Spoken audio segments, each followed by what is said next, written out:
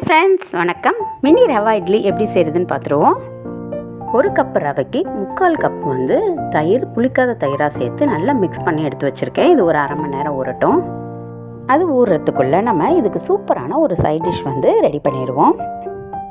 ஒரு 8 பல் பூண்டு எடுத்துக்கலாம். பெரிய சைஸாக இருக்கிறதுனால 8 எடுத்துகிட்டு, சின்ன சைஸ்னால் நீங்கள் 10 கூட எடுத்துக்கலாம். 3 மீடியம் சைஸ் தக்காளி, ஒரு கொத்து கருவேப்பிலை, காரத்துக்கு நான் 6 வரமிளகாய் எடுத்து வச்சுருக்கேன். இது எல்லாத்தையும் ஒரு 2 ஸ்பூன் நல்லெண்ணெய் விட்டு வறுத்து எடுத்துக்கிட்டு உப்பு சேர்த்து ஆறின பிறகு அரைச்சி எடுத்துக்கலாம். இந்த சட்னிக்கு தண்ணி சேர்த்து அரைக்க தேவையில்லை. தக்காளியில் இருக்கக்கூடிய தண்ணியே போதுமான அளவாக இருக்கும். இந்த மாதிரி அரைச்சி ரெடி பண்ணிக்கணும்.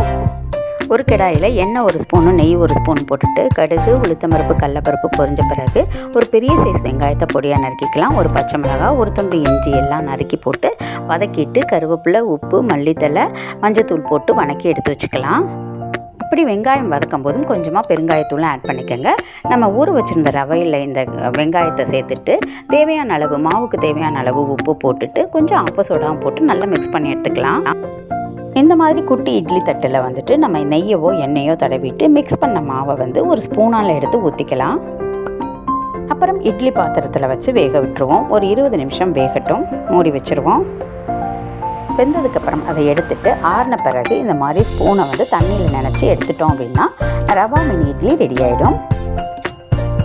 ரொம்பவே சூப்பரான ரவா மினி இட்லி ரெடி ஆகிடுச்சு. கார சட்னியோடு வச்சு சாப்பிடும்போது ரொம்பவே எம்மையாக இருக்கும். நீங்களும் இந்த மாதிரி உங்கள் கிட்ஸுக்கு செஞ்சு கொடுங்க. இந்த வீடியோ பிடிச்சிருந்துச்சுன்னா சின்ன லைக் கொடுங்க. உங்கள் ஃப்ரெண்ட்ஸ்கிட்டையும் ஷேர் பண்ணுங்கள். Okay, thank you friends. Bye. Thanks for வாட்சிங்.